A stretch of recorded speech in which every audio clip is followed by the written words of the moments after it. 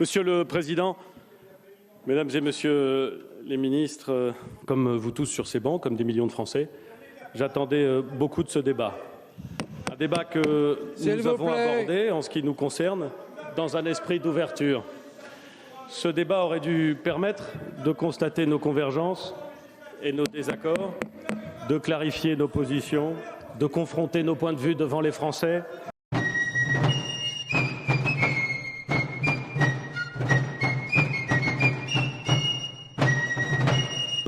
Choisit une fois encore à l'Assemblée nationale d'avoir recours au 49.3, c'est-à-dire à un texte qui ne permet pas aux députés, qui sont pour ou contre le texte, ils sont députés, ils ont été élus par le peuple, ils représentent le peuple, ils essaient de représenter le peuple, qui ne leur permet même pas de discuter le texte. Je n'ai pas le sentiment que ce à quoi nous avons assisté soit ce que les Français, favorables ou non au projet de loi d'ailleurs, attendent de leurs représentants. C'est la raison pour laquelle, conformément à l'article 49 alinéa 3 de la Constitution de 1958, et après en avoir obtenu l'autorisation du Conseil des ministres du 29 février, j'ai décidé d'engager la responsabilité du gouvernement sur le projet de loi instituant un système universel de retraite.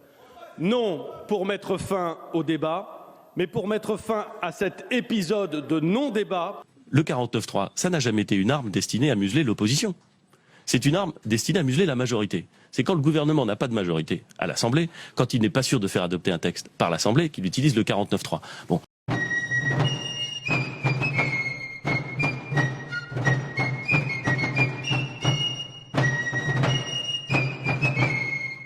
En application de l'article 49, alinéa 3 de la Constitution, notre Constitution, qui est la règle que le peuple français s'est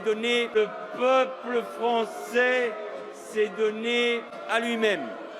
J'ai donc décidé d'engager la responsabilité du gouvernement sur le vote en nouvelle lecture du projet de loi relatif au travail.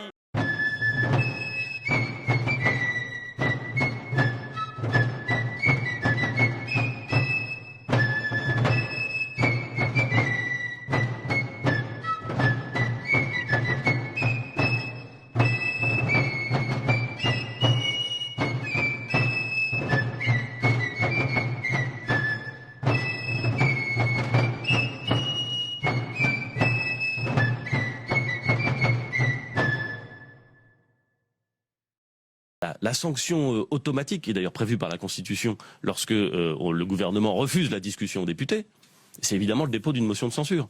Il n'y a rien de surprenant là-dedans.